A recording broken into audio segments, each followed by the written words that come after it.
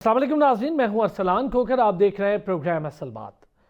آج 148ویں یوم پیدائش پر ہم بہت خوش ہیں قائد اعظم کے۔ قائد اعظم صرف ہمارے رہنما نہیں ہیں بلکہ امت مسلمہ کے ایک بھرپور رہنما کے طور پر ابھرے۔ قائد اعظم کے افکار اور آج کے پاکستان پہ ذرا گفتگو بھی کریں گے۔ کام اور بس کام، قائد نے جو محنت کا فلسفہ ہمیں دیا، کیا ہم اس پر گامزن ہیں؟ کیا حقیقی معنوں میں قائد نے جس قوم کا خواب دیکھا، جس کی تربیت کا خواب دیکھا، کیا وہ گروہی مفادات کا ہجوم بن چکی ہے یا پھر حقیقت اس سے برعکس ہے؟ قائد اعظم نے ہمیں بڑے واضح طور پر ہدایات دی کہ ہمیں دوسروں کا دستے نگر نہیں بننا بلکہ اپنے وسائل پر بھروسہ کرنا ہے۔ آج ہم کہاں کھڑے ہیں؟ کیا ہم قانون، معاشرہ، عوام، ان سب میں برابری کی سطح پر ایک بہتری لے آئے ہیں؟ اگر نہیں لائے تو کیوں نہیں لائے؟ یہ ساری چیزوں پر ہم نے بات کرنی ہے، افکار قائد پر بات کریں گے۔ علامہ افتخار حسین نقوی صاحب نے ہمیں جوائن کیا۔ علامہ افتخار حسین نقوی رکن اسلامی نظریاتی کونسل بھی ہیں، معروف عالم دین بھی ہیں۔ قائد اعظم، ان کے رہنما اصول، افکار، معاشرے کی تربیت، بڑی گہری نظر، ریسرچ اور ایک اکیڈمی کا درجہ رکھتے ہیں۔ بہت شکریہ علامہ صاحب، آپ نے وقت نکالا ہمارے لیے۔ علامہ صاحب، افکار قائد اور آج کا پاکستان کیسے دیکھتے ہیں اس کو؟ بسم اللہ الرحمن الرحیم۔ آپ کا شکریہ کہ آپ نے ہمیں اس بڑے اہم موضوع کے لیے دعوت دی ہے۔ ظاہر پاکستان کا وجود اور قائد اعظم محمد علی جناح رحمۃ اللہ علیہ دونوں لازم ملزوم ہے، اور قائد کے افکار پر اگر ہم چلیں گے تبھی ہم پاکستان کو اس طرح کا پاکستان بنا سکتے ہیں جو قائد اعظم رحمۃ اللہ علیہ چاہتے تھے۔ قائد اعظم رحمۃ اللہ علیہ فقط بر صغیر کے مسلمانوں کے قائد نہیں تھے، بلکہ وہ پورے عالم اسلام کے بارے میں سوچتے تھے۔ اس حوالے سے آپ دیکھیں کہ جب قبلہ اول کی سرزمین فلسطین کی سرزمین پر برطانیہ نے صہیونسٹوں کی حکومت قائم کرنے کا منصوبہ بنایا تو قائد نے اس کی شدید مخالفت کی اور اسے فلسطینیوں کی حق تلفی قرار دیا، اور تمام عرب مسلمانوں کو متوجہ کیا کہ وہ ایسا نہ ہونے دیں۔ اور جب اسرائیل کا وجود قائم ہو جاتا ہے تو ہمارے قائد ہی تھے جنہوں نے کہا ہے کہ یہ ناجائز وجود ہے، اس کا کوئی آئینی استحقاق نہیں تھا۔ آپ نے فلسطین کے قائدین سے بھی رابطے میں رہے اور فلسطینیوں کو بھی ہمت اور حوصلہ دلواتے رہے، اور نہیں آپ فقط بر صغیر کے مسلمانوں کے حقوق کی بات نہیں کر رہے تھے، بلکہ پوری دنیا میں جہاں جہاں مسلمان رہتے تھے ان کی فکر آپ کو تھی۔ قائد کس قسم کا پاکستان چاہتے تھے وہ آپ کی عملی زندگی سے واضح ہو سکتا ہے۔ آپ ایک بیدار، محنت کرنے والے انسان تھے، آگاہ تھے۔ آپ کی جو جد و جہد ہے اس کا مرکزی نقطہ جو تھا وہ قرآن تھا۔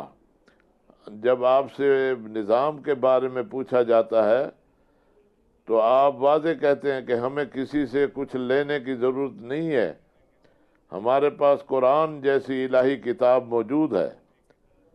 اور قائد کا تعلق قرآن سے ان کے بچپن ہی سے تھا، کیونکہ آپ کے گھر میں آپ کی والدہ ماجدہ رحمۃ اللہ علیہ بچوں کو قرآن کی تعلیم دیتی تھیں۔ اب ایسا بچہ جو ایسے گھر میں تربیت جس نے پائی ہو کہ جہاں قرآن کی تعلیم دی جا رہی ہو، تو اس سے معلوم ہوتا ہے کہ وہ قرآن کے افکار اور قرآنی آیات ان کے جسم اور ان کے جان میں موجود ہیں اور اس کے اثرات ہیں۔ اس لیے یہ بتایا گیا کہ قرآن انگلش ترجمے والا آپ کے پاس ہوتا تھا اور آپ نے اس کے صفحات پر مختلف نوٹس دیے ہوئے تھے۔ آپ اگر قائد کے بیانات کا مطالعہ کریں تو یہ قائد کے جو بیانات ہیں یہ قرآن سے اخذ شدہ ہیں۔ آپ کے لیے جو آئیڈیل چیز تھی وہ قرآن اور سنت تھا۔ آپ کا تعلق حضور پاک صلی اللہ علیہ وسلم کی ذات سے تھا کہ آپ انہیں اپنے لیے سب کچھ سمجھتے تھے۔ یہی وجہ ہے کہ ہم دیکھتے ہیں کہ پاکستان کی تشکیل سے پہلے 1946 میں آپ لکھنؤ سے ایک بہت بڑے عالم دین جناب علامہ رشید ترابی صاحب کو کراچی میں لے آتے ہیں اور ان کے لیے رہائش کا انتظام کرتے ہیں اور ان سے کہتے ہیں کہ مالک اشتر کے نام جو حضرت مولا کائنات امیر المومنین علی ابن ابی طالب علیہ السلام کا خط ہے اس کا انگلش میں ترجمہ کریں۔ مالک اشتر کو جب حضرت علی علیہ السلام نے اپنی دور خلافت میں گورنر بنا کر بھیجا تو ان کے لیے پورا ایک نظام نامہ دیا کہ تم نے حکومت مصر میں جا کر کیسے کرنی ہے، اور اس میں وہ سب کچھ بتایا گیا کہ ایک حاکم اور رعیت کا آپس میں کیا تعلق ہونا ہے، حاکم اور حکمران کے ساتھ جو کام کرنے والے ہیں ان کا کیسا رابطہ اور تعلق ہونا ہے، دفاع کیسا ہونا ہے، تعلیم میں کیا ہونا ہے، معیشت میں کیا ہونا ہے۔ یعنی ایک اچھی اور بہترین حکومت کے لیے جتنے بھی ضروریات ہیں وہ سب اس خط میں موجود ہیں۔ اسی سے معلوم ہوتا ہے کہ آپ کس قسم کا نظام چاہ رہے تھے۔ آپ ایک خالص اسلامی نظام پر مشتمل حکومت چاہ رہے تھے تاکہ یہ حکومت باقی جگہوں کے لیے ایک مثال اور نمونہ بنے۔ اللہ تبارک و تعالیٰ نے آپ کو پاکستان کی تشکیل کے بعد زیادہ مہلت نہ دی، لیکن وہ جو ان کا مختصر عرصہ ہے اس میں جو انہوں نے اقدامات کیے ہیں اگر ان کا مطالعہ کیا جائے اور اسی کی روشنی میں آگے بڑھا جاتا تو ہمیں یہ دن نہ دیکھنے پڑتے جو آج ہم دیکھ رہے ہیں۔ اچھا علامہ صاحب، یہ جو آج وہ کے دنوں پر علامہ صاحب جو آپ نے ابھی ذکر کر دیا، تو میں چاہوں گا یہ جو عدل، انصاف اور قانون کی بالادستی، سب کے لیے انصاف کا برابر ہونا، اقلیتوں کے حقوق محفوظ، اقلیتیں محفوظ، اس ملک کا یہ خاصہ بھی رہا ہے کہ اقلیتیں محفوظ، جو بھارت میں اب نہیں ہو رہا تو اندازہ ہو رہا ہے لوگوں کو۔ یہ جو قانون کی بالادستی پر اتنا زور دیا، ہمارا معاشرہ ان 78 سالوں میں برابری کی سطح پر سستا اور فوری انصاف فراہم کرنے میں اب تک اس طرح سے ناکام رہا، کیا بڑی وجوہات ہیں؟ وجہ بڑی واضح ہے کہ ہماری جو سیاسی وابستگیاں ہیں اور جو حکمران بنتے ہیں، جو حکومت پہ آتے ہیں، وہ ان اصولوں پر کاربند نہیں ہیں جو قائد اعظم رحمت اللہ علیہ کے تھے۔ قائد اعظم کا جو سب کچھ تھا وہ اسلام تھا۔ اسلام میں بنیاد جو ہے وہ ہے کونوا للظالم خصما وللمظلوم عونا، ظالم کے دشمن بنو، مظلوم کے حامی بنو، ہر ایک کو اس کا حق ملنا چاہیے۔ اسلام میں حق تلفی کی گنجائش نہیں ہے۔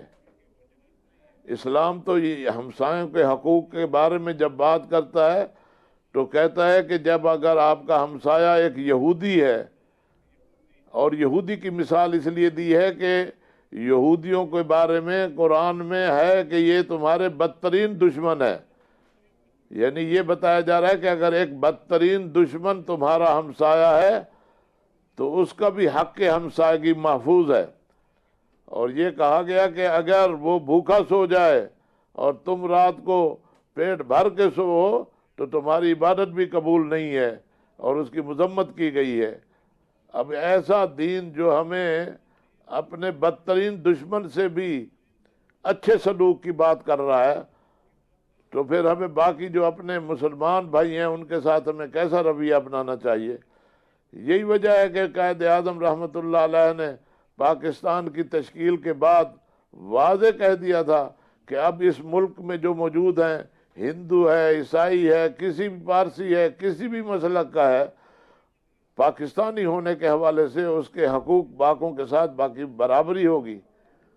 لیکن افسوس ہے کہ جن کے ہاتھ میں حکومت کی باغ ڈور آئی انہوں نے اس پر عمل نہیں کیا۔ آج بھی ضرورت اس امر کی ہے کہ اس وقت حکومت بھی مسلم لیگ کے پاس ہے کہ وہ بیانات کی بجائے عملی طور پر اقدامات کریں۔ قائد اعظم ہمیشہ عوام کا درد محسوس کرتے تھے۔ اس وقت ہماری پاکستانی یعنی عوام جو ہے معاشی حوالے سے انتہائی قسم پرسی کے عالم میں گئے، مہنگائی اپنے عروج پہ پہنچی ہوئی ہے، لوگوں کے لیے روز مرہ کے اخراجات پورے کرنے کے وسائل نہیں ہیں۔ تو ضرورت اس امر یہ ہے کہ موجودہ حکومت اس پر خصوصی توجہ دے۔ جہاں کوئی اچھے کام کر رہے ہیں تو اس میں سب سے زیادہ ترجیح اس کو دے کہ کس طرح لوگوں کو ان کی مشکلات سے نجات دلائی جائے اور معاشی مسائل جو ہیں وہ حل کیے جائیں۔ قائد اعظم کا یہ طرہ امتیاز تھا کہ انہوں نے مسلکی مسئلے سے بالاتر ہو کر اسلام کی بات کی۔ اسی وجہ سے تمام علماء، چاہے ان کا تعلق بریلی سے تھا یا دیوبند سے تھا یا لکھنؤ سے تھا، سب قائد کا ساتھ دے رہے تھے۔ قائد کا کامیاب ہونا اس وجہ سے تھا کہ وہ اسلام پر عمل پیرا تھے۔ اسلام نے یہ کہا وَاعْتَصِمُوا بِحَبْلِ اللَّهِ جَمِيعًا، کہ اللہ کی رسی کو سب تھامے رہو، فرقوں میں مت بٹو، گروہ گروہ مت بنو۔ تو قائد سے جب پوچھا جاتا تھا تو وہ بات کرتے تھے کہ میں ایک مسلمان ہوں۔ اپنی مسلکی تشخیص تشخص جو ہے اسے بیان نہیں کرتے تھے۔ آج بھی اگر ہم چاہتے ہیں کہ پاکستان مضبوط ہو تو ہمیں مسلکی اختلافات کو بالائے طاق رکھ کر وحدت کی بات کرنی ہوگی، اور پاکستان کی ترقی اور پاکستان کا کمال اسی میں ہے کہ ہم سب ایک ہوں۔ جس طرح پاکستان کی تشکیل میں ہم اکٹھے تھے، اسی طرح پاکستان کے استحکام کے لیے بھی ہم سب کو مل کر کام کرنا ہوگا۔ بہت اچھے۔ اچھا علامہ صاحب، ریاستی ایک ادارے بالکل ہوں، مختصر سی چیز، نوجوانوں کے لیے قائد اعظم نے بہت کچھ سوچ رکھا تھا، معمار قرار دیا، قیمتی اثاثہ قرار دیا۔ کیا ہم ان 78 سالوں میں نوجوانوں کے مستقبل کی کوئی راہ متعین کر پائے کہ نہیں کر پائے؟ اور اگر نہیں کر پاتے آگے تو کیا نقصان ہے؟ قائد سب سے زیادہ جس کو خطرہ سمجھتے تھے ملک کے لیے، مملکت کے لیے، وہ کرپشن اور رشوت ستانی تھی۔ اسلام نے سختی سے منع کیا کہ جو رشوت لیتا ہے، جو ملاوٹ کرتا ہے کاروبار میں، جو دو نمبری اور دھوکہ دیتا ہے، دھوکہ دہی، اسلام میں دھوکہ دہی، رشوت، کرپشن اس کی گنجائش نہیں ہے۔ اور اسلام نے ہمیشہ اپنے پیروکاروں پر زور دیا ہے کہ جو کسی کو دھوکہ دیتا ہے اس کا اسلام سے کوئی تعلق نہیں ہے۔ اور ہمارے قائد رحمت اللہ علیہ اس بات پر زور دیتے تھے کہ کسی کے ساتھ دھوکہ نہ کیا جائے، اور کسی کو رشوت اور اس کے ذریعے یہ نہ ہو کہ رشوت دیں تو ہمارے کام ہو۔ جو دفتروں میں بیٹھے ہیں ان کی ذمہ داری ہی یہ ہے کہ وہ لوگوں کے کام کریں۔ اس لیے قائد نے فرمایا کہ کام کام اور کام۔ وہ ہمیشہ خود بھی محنت کرتے تھے اور اپنے ساتھیوں کو بھی محنت کا کہتے تھے۔ ٹھیک۔ اور علامہ انہوں نے صاحب بہت کبھی- شکریہ، آپ نے آج ہمارے لیے وقت بھی نکالا. افکار قائد، آج کا پاکستان، بڑی ڈیٹیل گفتگو، کچھ سیکھنے کو بھی ملا، ہمیں سمجھنے کو بھی ملا. قائد اعظم کیا چاہتے تھے، کیسا پاکستان چاہتے تھے، آج ہم کہاں کھڑے ہیں، کیا ہم اس پاکستان کی عملی تصویر بنے؟ اگر نہیں بنے تو سوچنے کی ضرورت ہے کہ اور کتنا وقت ہم نے لینا ہے اگر ہم نے عملی تصویر بننا ہے. قائد اعظم کا پاکستان دنیا کا ترقی یافتہ پاکستان تھا، الحمدللہ آگے بڑھ رہا ہے پاکستان. لیکن اگر قائد کے اصول افکار پر چلا تو پاکستان دنیا کی ترقی یافتہ ممالک کی صف میں شاید سب سے آگے کھڑا ہونے والا ملک ہو. قوم کسی سے پیچھے نہیں، نوجوان کسی سے پیچھے نہیں، علماء کرام کسی سے پیچھے نہیں، اساتذہ کسی سے پیچھے نہیں، تو پھر ہم کسی سے پیچھے کیسے رہ سکتے؟ ایک چھوٹا سا بریک لیں گے، بریک سے جب واپس آئیں گے تو بات کریں گے پاکستان کی اکانومی کو لے کر. ایک بار پھر خوش آمدید کہیں گے اور بات کریں گے، جیسا کہ میں نے کہا تھا، پاکستان کی اکانومی کو لے کر. ہماری اکانومی کے بڑے بڑے معاملات اپنی جگہ ہیں. بجلی کی قیمتوں 88 پیسے فی یونٹ کمی کے بعد کیا سچویشن سامنے آئے گی، کیا کوئی ریلیف ہماری انڈسٹری کو بھی ملنے جا رہا ہے؟ اس کے بعد ہم ذرا نیشنل انرجی پلان پر بھی بات کر کے دیکھیں گے. سولر پالیسی کیا کوئی تبدیلی ہوئی ہے اس میں؟ جن لوگوں کو 11 روپے کے قریب فی یونٹ خریدا جائے گا تو کیا کوئی بہتری آ جائے گی سولر پالیسی میں؟ لوگوں کو اس کا حوصلہ آیا ہے یا وہی پرابلم جو اس آج سے پہلے سولر پالیسی کو انکریج کیا پھر ڈسکریج کیا؟ اور اس سے بڑی بات یہ ہے کہ آخر کار پی آئی اے کی شفاف بولی لگی اور 3 بڑے گروپ سامنے آئے. ایئر بلو سامنے آیا، لکی آیا، عارف حبیب آیا، اور راؤنڈ 2 عارف حبیب اور لکی کے درمیان رہا. اور بہت زبردست طریقے سے عارف حبیب کنسورشیم نے 135 ارب روپے میں 75% شیئرز لیے. اور اب اطلاعات یہ ہیں کہ 25% شیئرز بھی جو بقایا ہیں وہ عارف حبیب کنسورشیم لینے میں انٹرسٹڈ ہے. تو یہ ایک اچھی بولی لگی. بہت لمبے عرصے سے سفید ہاتھی کے نام پر یہ معاملات تھے، اس کے بہت سارے چیزیں تھیں جس کے اندر خسارے تھے، بہت معاملات تھے، تنخواہیں تھیں، پینشنز تھیں، پراپرٹیز ہیں، جہاز ہیں، ان کی اپ گریڈیشن تھی. 64 کے قریب اب جہاز کیے جائیں گے جو عارف حبیب گروپ بتا رہا ہے. پھر عارف حبیب گروپ نے یہ بھی کہا کہ فوجی فرٹیلائزر کنسورشیم کا بھی حصہ بن چکا ہے. تو ایک بہت اچھے اور بہتر بولی کے بعد ایک اچھی خبر ہے پرائیویٹائزیشن سے. جو لوگ یہ کہہ رہے ہیں مجھے سمجھ نہیں آ رہا کہ حکومت نے جی اپنی ایئر لائن بیچ دی، تو 1987 میں برٹش ایئر کو بھی بیچا گیا تھا، وہاں کی اپنی حکومت نے بیچی تھی. کوئی ایئر لائن برطانیہ جیسے ترقی یافتہ ملک میں بھی ان کی حکومت نہیں چلاتی، بلکہ وہ تو ریل گاڑیاں بھی انہوں نے پرائیویٹائز کر دی ہیں. تو یہ چیزیں گورنمنٹ کے کرنے سے بہتر ہے کہ آپ اس کو پبلک پرائیویٹ پارٹنرشپ پر چھوڑیں اور کام وہاں پر کیا جائے تاکہ اس کے اندر انویسٹمنٹ آئے، اس کے اندر ترقی آئے. اور پھر بدنامی کا باعث رہا جو پچھلی گورنمنٹ نے کیا، بہت نقصان ہوا پی آئی اے کو، اس سے اب نکالا جائے گا. اس کے خسارے ساری چیزیں obviously یہ دیکھ کر اتنے بڑے گروپ نے لیا، کیسے اس کو مینج کرنا ہے، اس کو ترقی کی راہ پہ کیسے لے کے جانا ہے، ان ساری چیزوں پر بھی بات کریں گے. اور طویل المدتی ترقی کیا چیز ہے، اس پر کیسے کام کیا جا سکتا ہے، ایس ایم ای سیکٹر کیا ہے، کیوں اس پہ کام نہیں ہوا اور اب اس پہ کام کرنے کے بارے میں کیا سوچا جا رہا ہے. انڈسٹری جو بند ہو رہی ہے، تباہی کا شکار ہے، اس کو اپنے پاؤں پہ کیسے کھڑا کرنا ہے. عام آدمی جس کے لیے سب سے بڑا مسئلہ روزگار اور اس کی اپنی معیشت ہے کہ اس کے جیب میں اتنے پیسے ہوں کہ اس کا گھر، اس کی زندگی، اس کے مہینہ پورے بہتر طریقے سے چلے، جس میں اس کے بچوں کے لیے فیسز بھی ہو جائیں، اس کے صحت کے اخراجات بھی ہو جائیں، اس کی گاڑی یا بائک یا موٹر سائیکل اس کا پیٹرول بھی ہو جائے، کرایہ بھی چلے جائے، وہ پہن کھا بھی لیں اوڑھ بھی لیں، یہ چیزیں پوری ہو جائیں، اس کے بل بھی چلے جائیں. یہ ہے اصل مسئلہ عام آدمی کا. ان ساری چیزوں پر بات کرنے کے لیے ہمیں جوائن کیا نعیم صدیقی صاحب، ماہر معیشت ہیں، اور ساتھ ہی ساتھ ڈاکٹر حافظ محمد عثمان رانا صاحب، ماہر معیشت ہیں. اور آج اسپیشلی احسن مینتی صاحب نے ہمیں جوائن کیا، ڈائریکٹر عارف حبیب گروپ بھی ہیں، ماہر معیشت بھی ہیں. بہت شکریہ تینوں حضرات کا. احسن مینتی صاحب، سب سے پہلے تو بہت مبارک ہو، بڑی زبردست شفاف بولی رہی. 135 ارب روپے بہت اچھی، بہت اسٹرانگ ایک ویلیو کے ساتھ عارف حبیب کنسورشیم نے پی آئی اے کی آنرشپ لی، اور اب عارف حبیب کنسورشیم پی آئی اے کے جہاز اڑائے گا.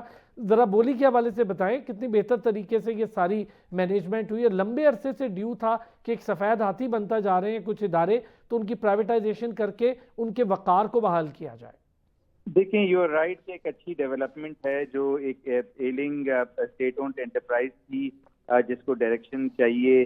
آئی تھنک کہ وہاں پہ جو پرائیویٹ اینٹیز ہیں وہ اپنا رول پلے کریں گی، اور آئی تھنک کہ وہاں پہ ایک ڈوئل طریقے سے جو ہے وہ ہم دیکھیں گے کہ گورنمنٹ کا بھی اس وقت 25% شیئر ہے. اور آئی تھنک کہ جو آگے ایف ایف سی کا اس کے اندر آنا، آئی تھنک کہ یہ نیشنل انٹرسٹ کے اندر بھی بات بنتی ہے.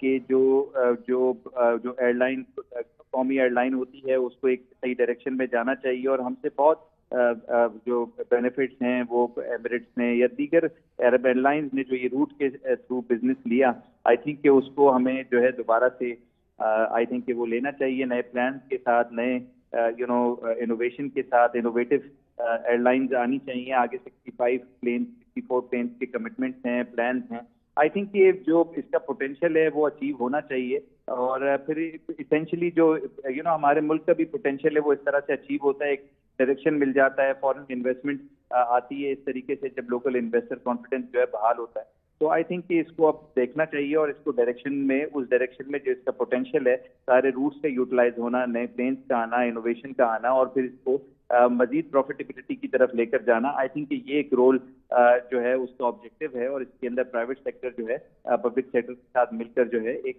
کوآرڈینیٹڈ ایفرٹ کے ساتھ اس کی آپریشن کو آگے رن کرے۔ اچھا احسن مینتی صاحب، اس کے خساروں کے حوالے سے بڑا لمبا عرصہ ہم باتیں کرتے رہے، آپ بھی اس میں چیزوں میں انوالو رہے، ہم ہمیشہ اس پر بات کرتے تھے۔ ایک تو ذرا بتائیں کہ اب 135 ارب ایک بڑی اسٹرانگ اماؤنٹ ہے، پھر اس کے جو خسارے ہیں یہ ساری چیزیں اون کرتے ہیں جو لوگ کنسورشیم ان چیزوں کو خریدتے ہیں، تو یہ ساری چیزیں ذہن میں رکھنے کے بعد آبویسلی آپ کے گروپ نے اس کو اون کیا، تو اس کو اب جو بہتری کی طرف لے جانا ہے، اس کے خساروں کو کم کرنا ہے، اس کی کیپیسٹی بلڈنگ کرنی ہے، ان کے جو عملہ ہے ان کے حوالے سے بھی پلان کیا ہیں آپ کے پاس؟ دیکھیں، خسارے تو میرے خیال سے دوسری کمپنی کے اوپر ہیں جو کہ ہولڈنگ کمپنی ہے۔ آئی تھنک کہ جو یہ ایسینشلی جس کمپنی کی پرائیویٹائزیشن کی ہے، اس کا فوکس ہے آپریشن کو جو ہے ہینڈل کرنا، جس طرح سے آپریشنل ایفیشنسی لانا، ایسی پروفیٹیبلٹی اس کے اندر لانا کہ جو انویسٹر ہے اس کی انویسٹمنٹ کے ریٹرن بھی ملے، کیونکہ ظاہر ہے یہ لسٹڈ کمپنیز ہیں اور یا نان لسٹڈ کمپنیز ہیں، اس کے اسٹیک ہولڈرز کے اپنے ان کے آبجیکٹیوز ہیں، ظاہر ہے پروفٹ اورینٹڈ فوکس ہے، اور اس کے اندر ظاہر ہے اکانومی ایک ایسی ایئر لائن جس کے اندر جو ہے اس کے پوٹینشیل کو اچیو کرنا ہے، تو اس کے اندر اس کی انویسٹر جو ہے اس کے ریٹرن کو بھی دیکھنا ہے، تو شیئر ہولڈر ریٹرن کا فوکس ہے، اور اس کے اندر جو ہے جو ملک کے جو نیشنل انٹرسٹ ہے اس کو فوکس رکھتے ہوئے اس کے آبجیکٹیوز کو پورا کرنا ہے۔ تو آئی تھنک کہ یہ بہت سگنیفیکنٹ چیلنج ہے، اور آئی تھنک کہ اس کو بروزگار دینے کے لیے پلاننگ کے ساتھ اچھی ایگزیکیوشن ہونی چاہیے، اور جو جہاں کہیں بھی پوٹینشلی جو ہے اس کے اندر ایڈ ویلیو ہو سکتی ہے، جس طرح سے نمبر آف پلینس کو ایڈ کرنا، ریسورسز کو ایڈ کرنا، وہاں پر جو ہے وہ ایک اچھے برینز جو ہیں وہ اب اس کے لیے جو ہے ورک کریں گے۔ تو آئی تھنک کہ یہ خوشائن بات ہے، اور اس کے اندر جو ہے بہت اچھے سگنیفیکنٹ پلانز ہیں جو کہ گورنمنٹ کی طرف سے دیے گئے ہیں، اور ان کو امپلیمنٹ کرنا بہت اچھی بات ہے۔ اچھا نعیم صاحب، ایک ایکسپیرینس بزنس گروپ، ایک نامور بزنس گروپ، ایک مستند میں کہوں بزنس گروپ پاکستان میں موجود، اور ان کے کنسورشیم نے جب پی آئی اے کی بولی کے حوالے سے دو بڑے ٹاپ کے لکی اور حارث حبیب سامنے تھے، بڑی شفاف رہی، کوئی بھی اس پر بات نہیں کر رہا۔ بہت اچھی بات یہ ہے کہ اس کی شفافیت پر سب نے کہا کہ بہت اچھے طریقے سے ہوا، لمبے عرصے سے ڈیو تھا۔ اب آپ سمجھتے ہیں کہ پرائیویٹائزیشن کا عمل چل نکلا، سب سے مشکل پی آئی اے تھا، سب سے مشکل یہی تھا، کیونکہ اس میں بہت سارے ایلیمنٹس تھے، تو اس کے بعد جو باقی رہ گئی یہ چیزیں وہ بھی پرائیویٹائز ہوں گی، تو فرق کیا پڑے گا؟ ارسلان صاحب بہت بہت شکریہ۔ دیکھیے، بڑی سلور لائننگ ہے۔ میں سمجھتا ہوں کہ پاکستان میں جو ہم ہمیشہ کہتے تھے کہ پرائیویٹ سیکٹر کو امپاور کریں، پرائیویٹ سیکٹر کو آگے لے کے آئیں، ہم ہمیشہ یہ کہتے تھے کہ یہ پرائیویٹ سیکٹر ہی ہے جو آپ کی امپلائمنٹ جنریٹ کرے گا، پرائیویٹ سیکٹر ہی ہے جو آپ کی اکانومی کو بوسٹ کرے گا، پرائیویٹ سیکٹر ہی ہے جو آپ کے لیے ٹیکس پے کرے گا، ٹیکسیشن کے لیے امپلائمنٹ جنریٹ کرے گا۔ تو یہ میں سمجھتا ہوں کہ پہلی پاکستان کی ہسٹری میں اتنی شفاف، ٹرانسپیرنٹ اور آنیسٹ بڈنگ ہوئی ہے جس کو آن ایئر پوری دنیا نے دیکھا ہے، اور اس میں جو لوگ آئے ہیں وہ بڑے سیزنڈ قسم کے بزنس مین، جن کا خاص طور پہ اگر آپ دیکھیں R F A V consortium میں جو لوگ شامل ہیں، اس میں فاطمہ فرٹیلائزر والے ہیں جن کا اوور 50 ایئرس کا ایکسپیرینس ہے بزنس میں۔ اس کے بعد پھر گوہر اعجاز صاحب ہیں، اس کے علاوہ سٹی اسکول والے بھی ہیں، اب آپ نے دیکھا ہوگا کہ جو فوجی فرٹیلائزر والے ہیں انہوں نے بھی انٹرسٹ شو کیا ہے۔ تو یہ امپاورمنٹ ہے towards the private sector to enable them to contribute in the economy of a country, particularly Pakistan کے لیے، اور یہ ایک بہت اچھا اقدام ہے۔ اور یہ لوگ جو ہیں، دیکھیں بزنس مین کے پاس سب سے بڑی جو امپورٹنٹ چیز ہوتی ہے اس کے پاس ویژن ہوتا ہے۔ اب یہ لوگ جن بزنس میں ہیں اگر آپ غور کریں تو یہ لوگ اسٹاک مارکیٹ میں بھی ہیں, یہ لوگ فرٹیلائزر میں بھی ہیں, یہ لوگ مائن اینڈ منرل میں بھی ہیں, یہ لوگ ٹیکسٹائل میں بھی ہیں, اور پاکستان کے ایجوکیشن میں بھی ہیں, تو پاکستان کے ریئل اسٹیٹ میں بھی ہیں. تو پاکستان کے جتنے بڑے بزنسز ہیں ان سب کا یہ اب ایک کمپوزیشن ہے, ایک مرکب ہے, اور یہ اجتماعی ایکسپیرینس ہے. آپ اس کو کہہ سکتے ہیں کہ اگر ہر کمپنی جس کا 50 سال کا ایک تجربہ ہے, تو اگر یہ 8-10 لوگ اور بھی مل جائیں گے, کہ I am very much sure کہ ان کو انٹرنیشنل بھی فائنینسنگ مل جائے گی, ان کو انٹرنیشنل جو پارٹنرز بھی مل جائیں گے, اور لوکل جیسے بھی فوجی فرٹیلائزر نے اپنا انٹرسٹ شو کیا, اس طرح دوسری کمپنیز بھی اپنا انٹرسٹ شو کریں گی, اور یہ سب لوگ مل کے اپنا ملٹیپل ایکسپرٹیز اینڈ فائنانسز کو اکٹھا کر کے اس کو بہت اچھا چلا لیں گے. اب اس میں 2 ایشو ہیں. ایک تو دیکھیں ہم اس میں دیکھتے ہیں کہ ٹیکنیکل ایریا کون سا ہے, فائنینشیل ایریا کون سا ہے, اور پھر اس میں ہم اس کی اکنامک گروتھ کو دیکھتے ہیں. تو ہم دیکھتے ہیں کہ technically they are sound because they can run a business. اب دیکھیں پی آئی اے جو ہے وہ 50 ارب روپیہ سال کا نقصان کر رہی تھی, اس وقت 650 ارب کا اس پہ نقصان ہے, 9000 اس کے امپلائی ہیں. اور سب سے امپورٹنٹ بات یہ ہے کہ یہ گورنمنٹ کے اوپر ایک بوجھ تھا. یہ اب جب پرائیویٹ سیکٹر میں جائے گی تو پرائیویٹ سیکٹر کا کام کا طریقہ کار بڑا ڈفرینٹ ہوتا ہے. They make you to work for the organisation. وہ آپ سے کام لیتے ہیں, اگر آپ کام نہیں کرتے تو وہ ان کو آپ کی ضرورت نہیں ہوتی. تو میں سمجھتا ہوں یہ ایک بڑا یہ بہت اچھا لوگ لے کے آئیں گے, خاص طور پہ جیسے انہوں نے کہا کہ ہم اس میں جو ہے نمبر آف فلیٹ, جیسے ابھی ہمارے پاس 777 اور A320 جو ہیں وہ اس ڈیل میں شامل ہیں. اس میں 51% سے زیادہ 75% شیئر ہیں, اور اس کے علاوہ ان کے پاس یہ آپشن بھی ہے کہ نیکسٹ 90 ڈیز میں یہ جو بیلنس 25% ہے وہ بھی لے سکتے ہیں. وہ تیاری کر لی ہے, وہ میں تھوڑی بات بھی کر لوں گا. سب سے امپورٹنٹ اس میں فلائٹ روٹ شامل ہے, اس میں پی آئی کا برانڈ نیم شامل ہے, اس میں گراؤنڈ ہینڈلنگ سروسز شامل ہیں. اب یہ ہے کہ انہوں نے پھر یہ کہہ رہے ہیں کہ ہم اگلے فیز پہ ان کے جہازوں کی تعداد جو ہے نا وہ 40 کر دیں گے, اور پھر نیکسٹ 65 کر دیں گے. تو میں سمجھتا ہوں کہ اب یہ پرائیویٹ سیکٹر آپ کو کام کر کے دکھائے گا. 102 SOEs ہے پاکستان میں, اور اس وقت 6 ٹریلین 6000 ارب روپے کا خسارہ ہے. آپ سوچیں اگر 6000 ارب روپے کا یہ فائنینشیل برڈن جو ہے یہ گورنمنٹ کے اوپر ہے, یہ ڈیٹ سروسنگ ہے, یہ اگر شفٹ ہو جائے پرائیویٹ سیکٹر میں, اور پرائیویٹ سیکٹر جو ہے with local and international financing اس کو آگے لے کے چلے, تو میں سمجھتا ہوں کہ ابھی دیکھیں پرائیویٹ سیکٹر میں یہ ہمارے جتنے بھی آپ لوگ دیکھتے ہیں یا انٹرنیشنل بھی آپ دیکھتے ہیں, پرائیویٹ سیکٹر میں امریکہ کی IT کمپنی کو دیکھتے ہیں, آپ وہاں کے بوئنگ کمپنیز کو دیکھتے ہیں, آپ دوسری جہاز بنانے والی انڈسٹری کو دیکھتے ہیں, they are all from the private sector, اور انہوں نے اتنا بڑا کام کیا. آپ ایلن مسک وغیرہ کو دیکھیں. سر میں یہی کہہ رہا تھا جب لوگ اس پہ بات کرتے ہیں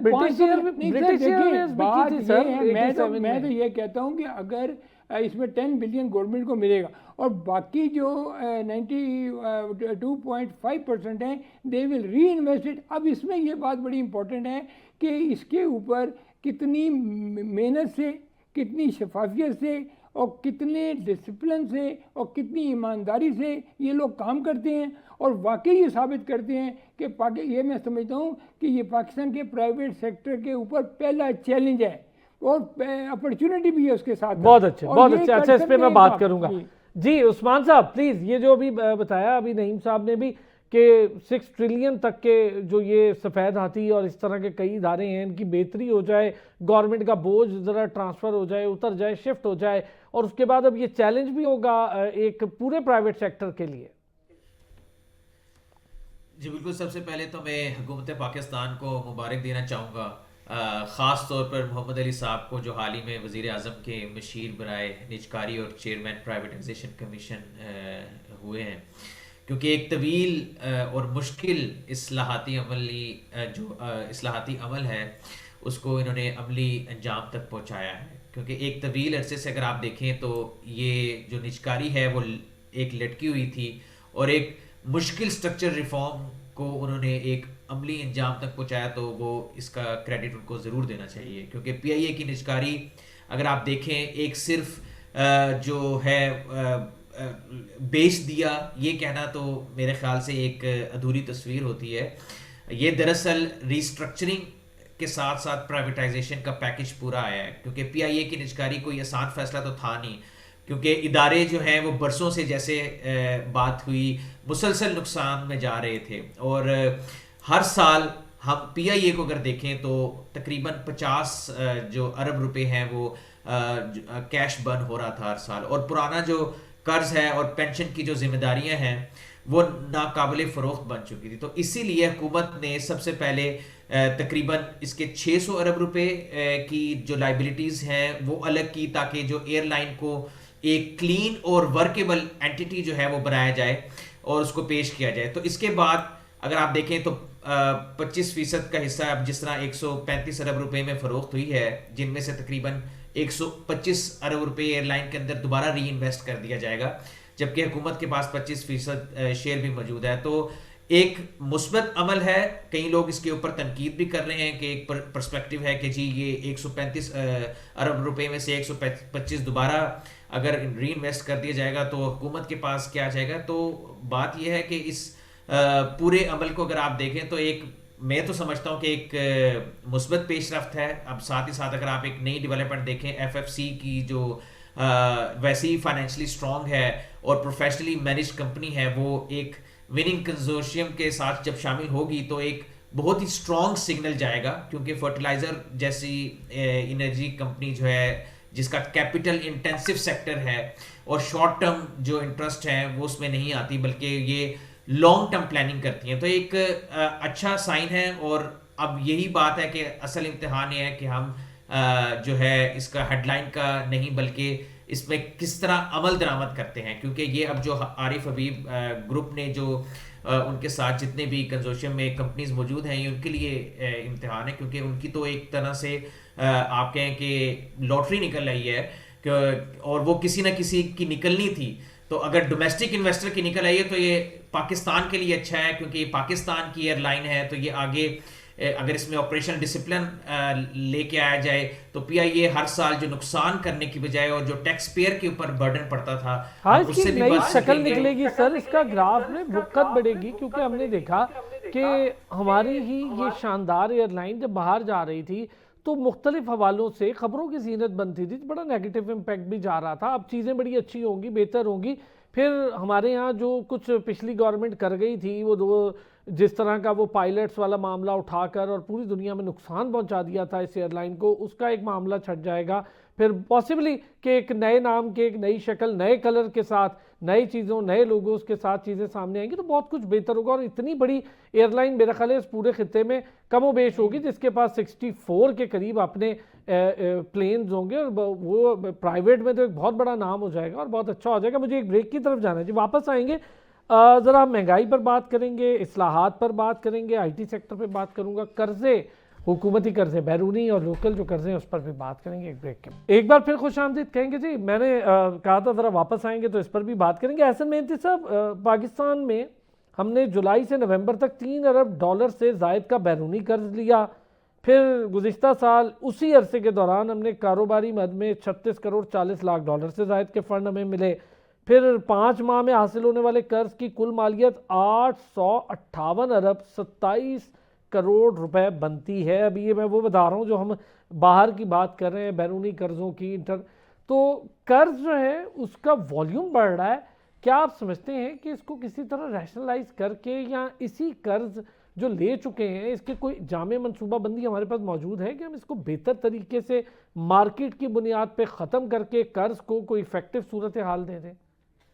دیکھیں ایونچولی گورنمنٹ کا جو فوکس ہے وہ یہی ہے کہ آئی ایم ایف کے جو ڈائریکشن ہے فسکل ڈسپلن کے، آئی تھنک کہ وہاں پر ہم نے دیکھا کہ جو آئی ایم ایف ہے اس کی طرف سے کافی زیادہ کنڈیشن اس وقت سامنے ہیں کہ جتنے بھی لوگ اس کے اندر یا گورنمنٹ کے اندر ہیں ان کے ظاہر ان کی جو کریڈینشیلز ہیں وہ سامنے آئیں.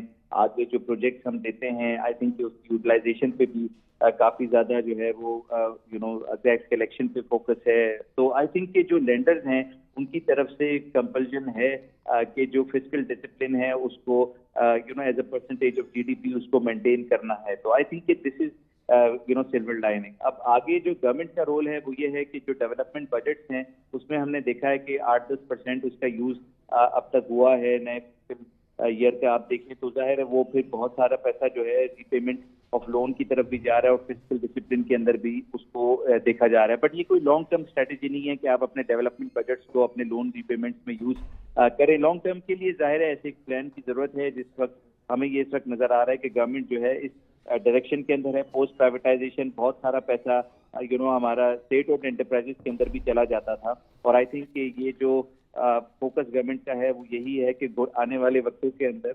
जो फोकस है गवर्नमेंट का वो ये है कि जितनी भी स्टेट ओन्ड एंटरप्राइजेस हैं उनको प्राइवेटाइज किया जा सके, ताकि यूटिलाइजेशन ऑफ जो रिसोर्सेज हैं उनको सही डायरेक्शन में लाया जा सके, यानी कि डेवलपमेंट पे फोकस हो और गवर्नमेंट इकोनॉमिक ग्रोथ की तरफ जाए. तो आई थिंक ये चैलेंज है बहुत बड़ा, बट लोग जो है हमें जो नजर आ रहा है वो ये चीज है कि लोग जो है काफी दियानतदार नजर आ रहे हैं और वो फोकस्ड है, नेशनल इंटरेस्ट पे वर्क कर रहे हैं. तो आई थिंक कि इवेंचुअली उस डायरेक्शन के अंदर एक तो लेंडर की भी कंपल्जन है, और दूसरी बात ये कि गवर्नमेंट का अपना डायरेक्शन है कि फिजिकल डिसिप्लिन को मेंटेन करते हुए आगे जो है प्रोग्राम्स को सामने लाया जा सके. तो आई थिंक कि जो हमें इसके अंदर जो मेन रिक्वायरमेंट है वो यही है कि जो गवर्नमेंट है उसका फोकस होना चाहिए कि एजुकेशन इन्वेस्टमेंट की तरफ फोकस जाए, ताकि ग्रोथ की तरफ जो है बात बने, और फिर जो हमारे लोन्स हैं उनकी रीपेमेंट जल्द से जल्द हो जाए. इसका मतलब ये नहीं है कि हम डेवलपमेंट बजट्स को कम करें, इसका मतलब ये है कि डेवलपमेंट बजट को इफेक्टिवली हम यूटिलाइज करें और गवर्नमेंट जो है वो कोशिश करे कि इकोनॉमिक ग्रोथ के नंबर्स भी आए और एक बैलेंस बने कि लोन की रीपेमेंट भी हो जाए. ठीक हो गया. उस्मान साहब, पहले ज़रा चाहूँगा इस पर हम कमेंट करें. ये जो हम एक तो ऑयल फैसिलिटी हमें सऊदी अरब से मिली, उसमें 5 माह के दौरान $50 करोड़ यानी 141 अरब मिले. ऊपर से जो मैंने कर्ज की तफसीलात बताई, हमने बजट सपोर्ट की मद में जो मुआवनत के लिए 273 अरब रुपए रखे, यानी बजट फिर बजट की सपोर्ट के लिए, यानी उसके गैप्स भी पूरे करने के लिए. लेकिन दो चीज़ें अच्छी हुई इस साल में, दो चीज़ों पर बड़ी बेहतरी हुई. एक प्राइमरी बजट और करंट अकाउंट सरप्लस, ये चीज़ें भी बेहतर हुई हैं, तो कुछ पॉजिटिव भी है. देखें जो अभी इदारे हैं, जो अगर आप ग्लोबल पॉइंट ऑफ व्यू देखें तो खाली मॉनेटरी पॉलिसी को टाइट करने से जो आपका हाई इन्फ्लेशन इन्वायरमेंट है वो कम नहीं हो सकता. तो हमें जो इन्फ्लेशन जो साथ साथ हमें फिस्कल जो कंसोलिडेशन है उसके ऊपर भी काम करने की ज़रूरत है, क्योंकि बैलेंस ऑफ पेमेंट क्राइसिस जब आता है तो हम जब अलाउ करते हैं एक्सचेंज रेट को कि वो एडजस्ट करे to restore competitiveness and preserve reserves, तो उसके लिए हमें एक तो टारगेटेड फिस्कल कंसोलिडेशन करनी पड़ेगी to address the underlying saving investment imbalances, और साथ ही साथ हमें टाइट करनी पड़ेगी मॉनेटरी पॉलिसी जो अभी स्टेट बैंक ऑफ पाकिस्तान ने उसमें पेशरफ्त की है. लेकिन अगर हम जो वल्नरेबल हाउस होल्ड्स हैं अगर उनको हम प्रोटेक्ट नहीं करेंगे थ्रू टेम्परेरी और targeted social like safety nets, तो बार बार ये महंगाई का जो राउंड है, ये साइकिल है, वो बार बार आता रहेगा. तो हमें जो स्ट्रक्चरल रिफॉर्म, जिस तरह अभी पीआईए की प्राइवेटाइजेशन हुई, इस तरह जो और ऐसे स्टेट ओन एंटरप्राइजेस हैं जो खसारे में जा रही हैं, तो हमें उसको ऐसी स्ट्रक्चरल रिफॉर्म्स लाने हैं ताकि वो जो है वो एक्सपोर्ट कंपेटिटिवनेस हो, उसके अंदर एनर्जी सेक्टर के लॉसेस कम हो और गवर्नेंस इंप्रूव हो. तो ये चीज़ें लाने की ज़रूरत है और क्लियर कम्युनिकेशन हो ताकि जो मार्केट में कॉन्फिडेंस है वो रिस्टोर किया जाए to stabilise the capital flow. और ये जो है आपका बिल्कुल अलाइन करता है जो IMF ने कंडीशन भी लगाई है और उनका जो article 4 consultations and programme design है फॉर इमर्जिंग इकोनॉमीज, हम उसके ऊपर भी इसको लेके आ सकते हैं. तो मेरे ख्याल से कि हमें अगर डेट सस्टेनेबिलिटी करनी है तो हमें डेट की ट्रेजेक्ट्री को देखना है, not just the date level, कि उसके अंदर आपकी इंटरेस्ट ग्रोथ डिफरेंशियल क्या है, उसके अंदर प्राइमरी बैलेंस नीड को स्टेबलाइज करना है डेट की, और करेंसी की कंपोजिशन को भी देखना है ताकि वो कंटीजेंट लाइबिलिटीज के साथ स्ट्रेस टेस्ट और अंडर एडवर्स शॉक्स जो है वो हम करें. इसके अंदर जो है ना वो सारा कुछ हमें करना पड़ेगा. बहुत अच्छे, बहुत अच्छे. अच्छा, एक चीज़ नईम साहब, यही सारी चीज़ें ज़रा आप इस पर भी बात कर लीजिएगा. हमारे पास जो ग्रोथ हुई है वो आईटी सेक्टर में बड़ी अच्छी हुई है. हमने उसकी एक्सपोर्ट में $4 अरब कमाए हैं, ये बहुत अच्छी बात है. लेकिन हम फ़ौरन डराते हैं टैक्स की मद में, उन्हें फ़ौरन डरा देंगे टैक्स, फिर वो इधर उधर दूसरे ममालिक में आसानी से मामलात बेचारे चलाते हैं. हम क्यों नहीं रैशनलाइज या हम ऐसा सिस्टम क्यों नहीं बनाते कि उनको ज़रा सपोर्ट ही करके देख लें, पैसे तो आ ही रहे. بالکل صحیح بات آپ کر رہے ہیں، اور میں تو اس کا بڑا رہا ہوں، ان باتوں کے اوپر ہمیشہ کہتا رہا ہوں کہ پاکستان کا جو آئی ٹی سیکٹر ہے یہ اس میں بہت بڑا پوٹینشیل ہے، اور ہمارا اگر آپ اسٹارٹرس کو دیکھیں، فری لانسرس کو دیکھیں تو بہت زیادہ. لیکن افسوس کی بات یہ ہے کہ جب بھی پاکستان میں کوئی بڑی آئی ٹی کمپنی بنتی ہے، بڑی آپریٹ کرتی ہے یا باہر سے انویسٹمنٹ لے کے آتی ہے، تو یہاں کے جو مسائل ہیں یا یہاں کی جو ریگولیٹری باڈیز ہیں وہ ان کے ساتھ وہ اس طرح اچھا سلوک نہیں کرتے. وہ ان کی جو پالیسیز ہیں ان کی طرف اتنی کمپیٹیٹیو نہیں ہوتی ہیں، اتنی سہولت اس میں نہیں ہوتی ہے کہ یہ لوگ پاکستان میں پیسہ کما سکیں اور پیسہ کما کے باہر لے جا سکیں. دیکھیں جب آپ کا پروفٹ جو بھی آپ کماتے ہیں یہ ان کا باہر کی کمپنیز کا حق کیا ہے کہ وہ پروفٹ باہر بھی لے کے جائیں، لیکن یہاں پہ مختلف ریگولیٹری ادارے ہیں جو اس بات کو روکتے ہیں. اب یہ دیکھیں ہو یہ رہا ہے کہ بہت ساری پاکستان کی بڑی بڑی آئی ٹی کمپنیز ہیں، کیونکہ میرا بھی اس فیلڈ سے تعلق ہے، تو وہ انہوں نے اپنے آفیسز دبئی میں یا دوسرے ملکوں میں کھول لیے ہیں، اور وہ وہاں کیونکہ دیکھیں نا اور اس وہاں میں ان کو فیسیلیٹیٹ کیا جا رہا ہے. یہ یہ بھی دیکھیں بتائیں. یہاں پہ آپ نے تو ڈسٹینس کام کرنا ہے نا، آپ کو تو ایک جگہ بیٹھ کے کام، آپ کے اگر 100 امپلائی ہیں آئی تو ٹی کا یہی تو ہے وہ آج 100 فائدہ. ڈفرینٹ لوکیشن میں بیٹھ سکتے ہیں. کوئی کراچی میں بیٹھتا ہے، کوئی پشاور میں بیٹھتا ہے، کوئی فیصل آباد میں بیٹھتا ہے، تو ڈفرینٹ ایون میں جانتا ہوں ایسی کمپنیز کو کہ جن کے لوگ جو ہے نا چھوٹے چھوٹے شہروں میں بیٹھے ہوئے، جیلم میں بیٹھے ہوئے ہیں، ان کے لیے آسان ہے صرف فائنینشیل اچھا اب مینجمنٹ اٹھا کے دبئی لے جائیں، وہ تو اپنا باقی کام کر رہے ہیں. لیکن کیا ہی اچھا ہو کہ ہماری ایف پی آر کی جو پالیسیز ہیں وہ بزنس فرینڈلی ہو جائیں، وہ اب کاروباری طبقے کو سہولت دیں اور ان کے ٹیکسیشن کے نظام کو بہتر لے کے. دیکھیں پاکستان میں اس وقت ایشو یہ ہے کہ $10 بلین کا پوٹینشیل ہے. میں آپ کو بہت وثوق سے کہہ رہا ہوں کہ یہ ہماری آئی ٹی ایکسپورٹ جو ہے $10 بلین ہوتی ہے. ایک دفعہ گورنمنٹ ہمت کرے اور ان کو ایک فری جو ہے. سر میرا یہ ذاتی سے خیال ہے، پتہ نہیں آپ تو اس فیلڈ سے ہیں جی، میرا ذاتی خیال ہے شاید $10 بلین پر اس کا معاملہ چل رہا ہو، لیکن وہی آپ والی بات کہ وہ دوسرے ممالک ٹرانسفر ہو گئی چیزیں. اچھا دیکھیں پاکستان میں کئی ایسی باہر کے ملک کی کمپنیاں بھی یہاں کام کر رہی ہیں جو کام تو انٹرنیشنل مارکیٹ میں کر رہی ہیں، یہاں پاکستان میں بیٹھے ہوئے ہیں. اس لیے وہ لوگ یہاں بیٹھے ہوئے ہیں کہ پاکستان میں ویجز جو ہے بڑی کم ہے. جو کام $1000 میں وہ وہاں دیتے ہیں وہ یہاں 30-35 ہزار میں وہ لوگ بیٹھ کے یہاں کام کر. تو دیکھیے پاکستان کا مسئلہ اس ہے کہ پاکستان کی معیشت اس وقت شدید دباؤ میں ہے. اس کی مین وجہ یہ ہے کہ مہنگائی، کم معاشی ترقی اور بھاری قرضے ہیں. جیسے بھی قرضوں کی بات ہوگی اس پہ بات کرنے کی ضرورت نہیں ہے، لیکن کیا یہ جو شے خرد و نوش ہے، بجلی، گیس، پیٹرول کی قیمتیں میں بہت زیادہ اضافہ ہو رہا ہے. سر ایک چیز پوچھنا چاہتا ہوں، ہم عام آدمی کی آپ بات کریں، میں آپ سے شروع کروں گا پھر تینوں سے ایک شارٹ. جی یہ جو میں ہمیشہ اس پہ بات، یہ عام آدمی کا مسئلہ ہے، کرائے، چاہے وہ دکان کے ہوں، ہاں جی بالکل، یا پھر گھر کے ہوں. گھروں کا کرایہ بہت بڑا میٹر ہے. جی کیا گورنمنٹ کی کوئی پالیسی وضع ہے؟ ہر سال 10% بڑھ جاتا ہے کرایہ، اور بیچارہ جس نے دینا ہے اس کی تنخواہ بھی، اس کی اکانومی، اس کی آمدن، اس کی مہنگائی سب بڑھتی جائے گی، اس کی صرف آمدن وہی رہے گی، باقی سب بڑھ جائے گا. اس پر کوئی واضح پالیسی کیوں نہیں بنا پاتی؟ بننی چاہیے. دیکھیں ایک تو سب سے بڑا ایشو یہ ہو رہا ہے کہ اسلام آباد میں بھی اور دوسری جگہ پہ بھی دیکھیں پنجاب میں جو پراپرٹی ایکٹ ہے اس کو ہائی کورٹ نے جو ہے اس کو اس پہ اسٹے دے دی ہے. بہت سارے ریزن وہ کل ہم اس پہ ڈسکس کر اس پہ دیکھیں یہاں پہ اسلام آباد میں یہ ہو رہا ہے کہ کئی کی بڑی بڑی بستیاں جو ہے وہ سی ڈی اے خالی کرا رہے ہیں، جو لوگ وہاں 100 سال سے رہ رہے ہیں. اب یہ جو غیر تحفظ ہے، غیر یقینی ہے، انسٹیبلٹی ہے، انکنسسٹنسی ہے پالیسیز میں. اب یہ جو آپ نے بات کی بہت امپورٹنٹ بات ہے کہ میں ایسی بھی پرائیویٹ آرگنائزیشن بڑی بڑی کو جانتا ہوں جہاں 10 سال سے لوگوں کی تنخواہیں نہیں بڑھی. آپ دیکھیں کہ انفلیشن کا جو کور انفلیشن ہے اس کا ریٹ اگر آپ ایوریج لگائیں تو 10% سے کم نہیں ہے. اور ہر سال جو اسکولوں کی فیسیں بڑھ رہی ہیں، چیزیں بڑھ رہی ہیں، کھانے پینے کی چیزوں کی، تو لوگ افورڈ نہیں کر پا رہے. اور آنے والے دور میں یہ بہت بڑا بجلی کے بل کرائے پورا کر دیتے ہیں. ابھی آپ سولر کی بات کر رہے تھے، گورنمنٹ نے نیٹ میٹرنگ کے اوپر سے ہاتھ اٹھا لیے ہیں.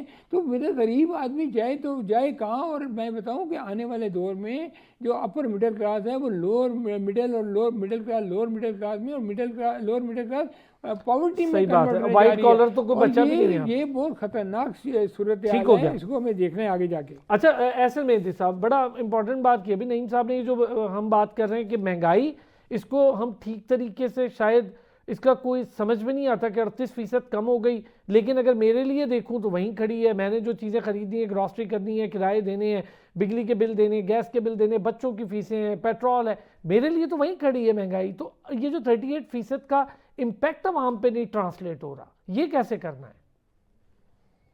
دیکھیں یو آر رائٹ کہ یہ جو مور لیس جو ہے یہ مہنگائی جو ہے وہ بڑھتی جا رہی ہے اور پھر یہ 38% کے بعد جو ہے 0% پر ایک وقت پہ آ گئی.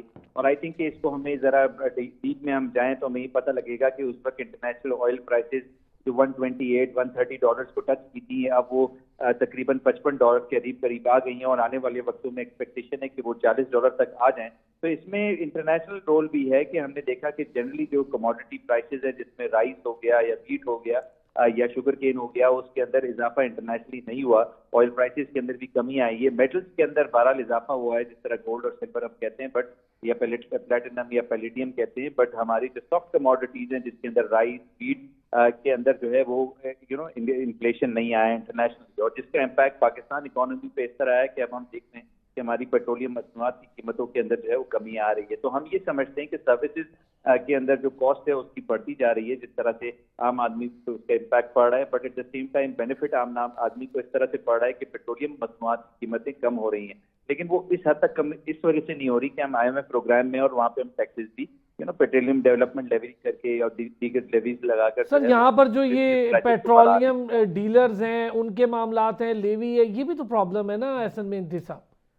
دیکھیں انفارچونیٹلی ہم یہ دیکھ رہے ہیں کہ جو مس مینجمنٹ ہے اس کا بھی اس میں رول ہے. جب اگر آپ دیکھیں کہ پاور سیکٹر کے اندر اسپیشلی جو پاور لاسز ہیں ہمیں لائن لاسز ہیں, آئی تھنک کہ اس کا امپیکٹ بھی جو ہے کیونکہ انٹرنیشنل آئل پرائسز اب کم ہو گئے ہیں تو پروڈکشن کاسٹ کم ہونی چاہیے, تو کم تو ہو رہی ہے لیکن ایٹ دا سیم ٹائم عام صارفین کو جو ہے وہ ہم پاور پرائسز کے اندر کمی نہیں دے سکتے کیونکہ لائن لاسز بہت زیادہ ہیں. تو انفارچونیٹ اگر مینجمنٹ صحیح طریقے سے ہو, ایفیشینٹ ہو, تو اس کا عام آدمی پہ پازیٹیو امپیکٹ پڑ سکتا ہے. اور آئی تھنک کہ اس کے لیے کافی زیادہ یہ انوویٹو وے ہے. پوری دنیا کے اندر جو ہے ماس ٹرانزٹ کا استعمال ہو رہا ہے, وہاں پر جو ہے ٹرانسپورٹیشن کاسٹ لوگوں کی کافی کم ہو جاتی ہے. تو آئی تھنک اس پر بھی فوکس گورنمنٹ کا ہونا چاہیے اور آنے والے وقتوں میں گورنمنٹ اگر ان ڈائریکشن کی طرف جائے ماس ٹرانزٹ پہ, ظاہر ہے وہاں پہ کافی کاسٹ یا پھر جہاں پہ ہم دیکھتے ہیں کہ سستی پراپرٹی جو ہے یا پھر ان لوگوں کے لیے جو مستند لوگ ہیں ان کو جو ہے وہ کچھ پراپرٹیز جو ہیں ان ڈسکاؤنٹ پر دینا یا ایسی چیزوں کے لیے گورنمنٹ ایفرٹ کر سکتی ہے. تو اس سے پہلے پچھلی گورنمنٹ نے انیشیٹو لینے کی کوشش کی تھی لیکن وہ کامیاب نہیں ہوتی. تو آئی تھنک گورنمنٹ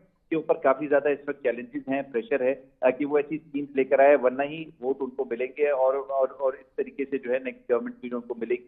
تو آئی تھنک کہ جو فوکس گورنمنٹ کا وہ یہی ہونا چاہیے کہ ایجوکیشن بھی فری ہونی چاہیے اور ظاہر ہے ٹیکسز اگر لے رہے ہیں تو اس کا استعمال جو ہے وہ بہبود کے لیے ہونا چاہیے. صحیح بات ہے سر, تین چیزیں امپورٹنٹ ہیں احسن مہندی صاحب, ایک تو ایجوکیشن ہے, دوسری ہیلتھ ہے, تیسرا ٹرانسپورٹ ہے. اگر یہ تین چیزیں بہتر طریقے سے اویلیبل ہو جائیں عام آدمی کے آدھے سے زیادہ مسائل ختم ہو جائیں گے. ڈاکٹر عثمان صاحب دیکھیں جو پاکستان میں مہنگائی کا جو بیسیکلی مسئلہ ہے وہ اس لیے اسٹیبلائز نہیں ہو رہی کیونکہ اس کے جو سمٹمز پر ہم کام کر رہے ہیں, اس کی جو کازز ہیں اس کے اوپر کام نہیں کیا جا رہا ہے اس ٹائم. جو چند سالوں میں اگر آپ دیکھیں انفلیشن صرف ڈیمانڈ کی وجہ سے نہیں بلکہ کاسٹ پش انفلیشن کی وجہ سے جو ہے وہ بن چکی ہے. تو جہاں آپ دیکھیں بجلی, گیس, فیول ٹیکسز, اب اگر آپ بات کریں پاور سیکٹر کی تو بیل آؤٹس کا مستقل حل تو نہیں ہے اس کے. یہ ہر سال پیسہ ڈال کر نظام کو چلانے کی بجائے نظام کی جو کمائی ہے اور لاگت کے رولز درست کرنے پڑیں گے کیونکہ مسئلہ جو ہے وہ بجلی کی پیداوار سے زیادہ ڈسٹریبیوشن اور گورننس میں ہے. تو آج بھی اگر آپ دیکھیں سرکولر ڈیٹ جو ہے وہ ایک بڑا فسکل ڈرین ہے جو اگر آپ دیکھیں مڈ 2025 میں اگر آپ اس کو دیکھیں تو یہ تقریباً 1.6 ٹریلین رپورٹ ہوا ہے. تو اگر حکومت بار بار سبسڈیز دے اور کیش انجیکشنز اس کو پاور سیکٹر میں دینے پڑیں گے, جہاں پہ آپ دوسری طرف دیکھیں IMF بھی یہ کہہ رہا ہے, واضح کہہ رہا ہے کہ اب فلو کنٹینمنٹ سے آگے بڑھ کر ہمیں اسٹرکچرل ریفارم ضروری ہیں, جہاں پہ خاص طور پر آپ دیکھیں ڈسکوز کی کلیکشنز بہتر کرنی ہوں گی, ہمیں لاسز کم کرنے ہوں گے اور کاسٹ کٹنگ کرنی ہوگی تاکہ جو پرائیویٹ سیکٹر پارٹیسپیشن ہے اس کو بڑھایا جائے اور ایک competitive wholesale electricity market کی طرف ہمیں جانا پڑے گا. تو اسی کانٹیکسٹ میں اگر آپ دیکھیں کہ پاور سبسڈیز کو بھی سخت ٹارگٹس کے اندر رکھا جا رہا ہے. اب مثلا IMF کے مطابق جو سبسڈیز ہیں وہ 893 بلین روپیز کے قریب کنٹین کرنے کو کہا گیا اور سرکولر ڈیٹ کے فلو کو محدود کرنے کی بات کی گئی. تو لیکن سر اس کا فارمولا میں آپ سے اچھے چلیں, ابھی تو چونکہ وقت کم تھا, میں اگلے پروگرام میں اس کا فارمولا مجھے سمجھ نہیں آ رہا. آپ لون لیں, سرکولر ڈیٹ کو فکس کریں اور پھر سرکولر ڈیٹ فکس ہو جائے, اس کا جو باقی حصہ بھی رہ جائے, اور جو فکس کیا اس کا لون اتارنے کے لیے ہم سے پیسے لینا شروع کر دیں بل کی مد میں. تو یہ تو بوجھ آلٹرنیٹیولی عوام پہ پڑتا چلا جائے گا کہ لینے بھی ہم نے ہیں, دینے بھی ہم نے ہیں, اور جو لائن لاسز ہیں بھرنے بھی ہم نہیں ہیں, اور دوسروں کی بجلی جو یوز کر رہے ہیں وہ بھی ہم بھریں گے. یہ بہت شکریہ ڈاکٹر حافظ عثمان صاحب, تھینک یو سو مچ. نعیم صدیقی صاحب بہت شکریہ, اور احسن مہنتی صاحب کا بہت شکریہ. پھر ہوتی ہے اگلے ہفتے پیر کے روز آپ سے ملاقات. اپنا خیال رکھیے گا.